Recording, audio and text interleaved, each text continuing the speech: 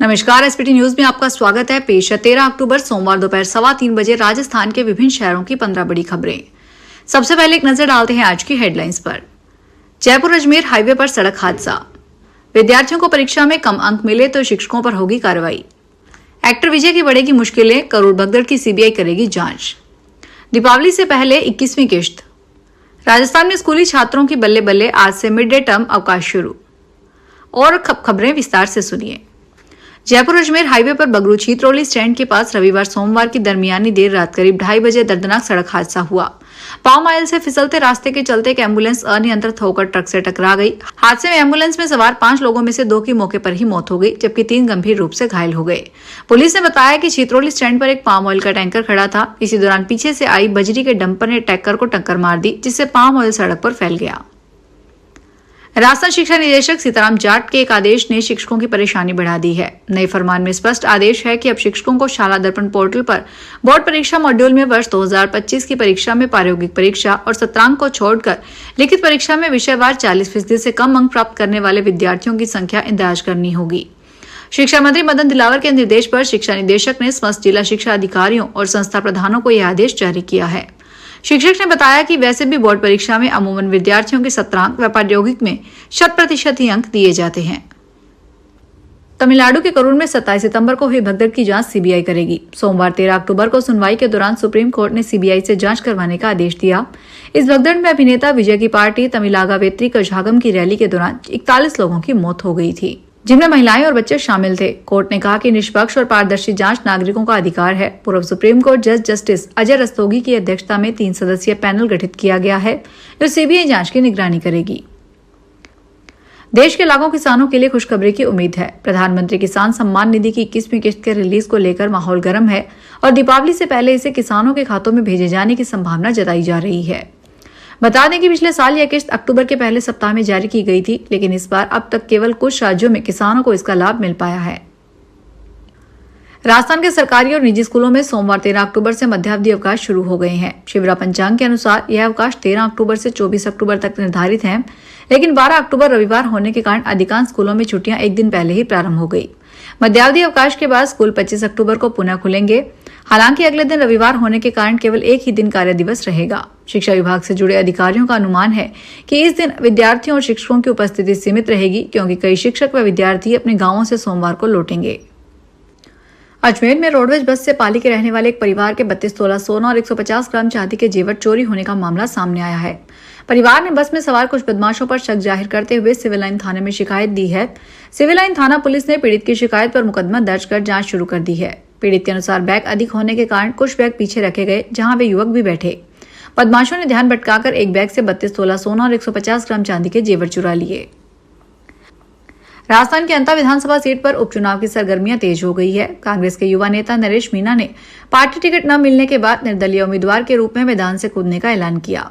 वे 14 अक्टूबर 2025 को नामांकन पत्र दाखिल करेंगे। नरेश ने सोशल मीडिया पर खुद को किसान का बेटा बताते हुए कहा कि अंता की जनता को तय करना है कि विधायक के रूप में किसान बेटे को चुने या सेठ के घर पैदा हुए सेठ को।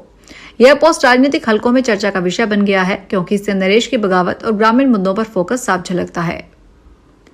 धौलपुर में सोमवार सुबह हाईवे पर परिवहन विभाग की फ्लाइंग टीम ने ट्रक को रोकने का इशारा किया तो जान पर बन आई। ट्रक ड्राइवर ने फ्लाइंग टीम की गाड़ी को टक्कर मार दी और मौके से फरार हो गए। पीछा करने पर सदर थाने के सामने सड़क पर ट्रक का खड़ा जाम लगा दिया गया।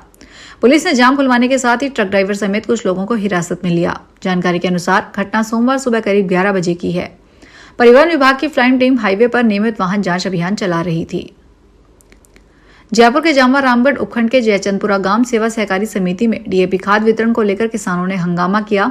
स्थिति को नियंत्रित करने के लिए पुलिस को मौके पर बुलाया गया। किसान सुबह 7 बजे जीएसएस के बाहर खाद लेने के लिए बैठे थे। उन्होंने समिति कार्मिकों पर आरोप लगाया कि वे चहेते लोगों को खाद के कट्टे दे रहे हैं, जबकि अन्य किसानों को इंतजार करना पड़ रहा है। किसानों के हंगामे के कारण फिलहाल खाद वितरण का कार्य रोक दिया गया है। अजमेर में जवाहरलाल नेहरू चिकित्सालय के विकास के लिए 191 करोड़ रुपए की स्वीकृति मिली है। विधानसभा अध्यक्ष वासुदेव देवनानी ने भारत लौटते ही अजमेर के लोगों को यह दीपावली का तोहफा दिया है। इस राशि से अस्पताल में सुपर स्पेशलिटी ब्लॉक का निर्माण किया जाएगा। अस्पताल में आपातकालीन परिस्थितियों से निपटने के लिए सुपर स्पेशलिटी ब्लॉक की छत पर हेलीपैड का निर्माण भी किया जाएगा। हिमाचल के 6 बार के सीएम रहे स्वर्गीय वीरभद्र सिंह की रिज पर लगी प्रतिमा का कांग्रेस की पूर्व राष्ट्रीय अध्यक्ष सोनिया गांधी ने अनावरण किया। सोनिया गांधी ने रिमोट का बटन दबाकर प्रतिमा के सामने लगा पर्दा हटाया। इस दौरान कांग्रेस महासचिव प्रियंका गांधी भी मौजूद रही। इसके बाद उन्होंने वीरभद्र सिंह की फोटो प्रदर्शनी का अवलोकन किया। वीरभद्र सिंह की प्रतिमा के अनावरण कार्यक्रम में शामिल होने के लिए प्रदेश भर से सैकड़ों लोग शिमला पहुंचे हैं। इससे रिज पूरी तरह भर चुका है। इस वजह से रिज पर बैठने को लेकर बीच बीच में नोक-झोंक भी देखने को मिल रही है। 200 में महिला के साथ लूट का मामला सामने आया है। घटनाक्रम मानपुर थाना क्षेत्र का है, जहां कार में लिफ्ट लेकर लूट वारदात को अंजाम दिया गया। दरअसल कालवान निवासी अनीता देवी मानपुर गांव में सोनार मार्केट से जेवरात का वजन करवाकर लौट रही थी। वह मानपुर चौराहे से जयपुर जाने के लिए कार में सवार हुई, लेकिन रास्ते में कार सवारों ने उसके बैग से 2 जोड़ी पायजेब और 1 जोड़ी कनकती निकाल ली। रबी की फसल बुआई से पहले केंद्र सरकार ने किसानों को बड़ी राहत दी है। सरकार ने जीएसटी के नए स्लैब में खेती में काम आने वाले उपकरणों की दरों में गिरावट की है।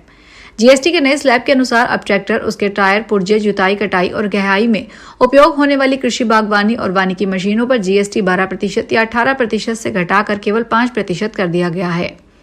इसी तरह सिंचाई उपकरण जैसे drip irrigation system, sprinkler, bio कीटनाशक, बायो फर्टिलाइजर और माइक्रो न्यूट्रिएंट्स पर जीएसटी दर 12% से घटाकर 5% कर दी गई है। इस कदम से खेती की लागत भी कमी आएगी और किसानों को आर्थिक रूप से बड़ी राहत मिलेगी। उदयपुर क्षेत्रीय परिवहन कार्यालय के बाहर लंबी लाइनों और एजेंटों की भीड़ का जमाना खत्म हो गया। राज्य सरकार और परिवहन विभाग के लगातार डिजिटल सुधार और अधिकारियों की पहल से अब अधिकतर काम ऑनलाइन हो रहे हैं। इससे आमजन को न सिर्फ सुविधा मिल रही है, बल्कि समय और पैसे की बचत भी हो रही है।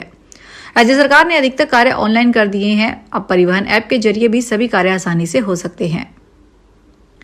बीकानेर शादी में दूल्हा आमतौर पर घोड़े या गाड़ी पर बैठकर दुल्हन के घर जाता है और तोरण तोड़ने की रस्म निभाता है, लेकिन देश के एकमात्र समाज राइका समाज में यह रस्म ऊंट पर बैठकर निभाई जाती है। यह परंपरा प्राचीन काल से चली आ रही है और इसे रिवाज के अनुसार आज भी निभाया जाता है।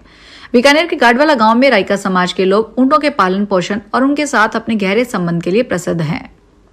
फिलहाल इस बुलेटिन में इतना ही। फिर हाजिर होंगे बड़ी खबरों के साथ। अगर आप भी अपने आसपास की छोटी बड़ी और महत्वपूर्ण खबरों से अपडेट रहना चाहते हैं तो सब्सक्राइब कीजिए हमारे चैनल एसपीटी न्यूज को और प्रेस कीजिए बेल आइकन पर।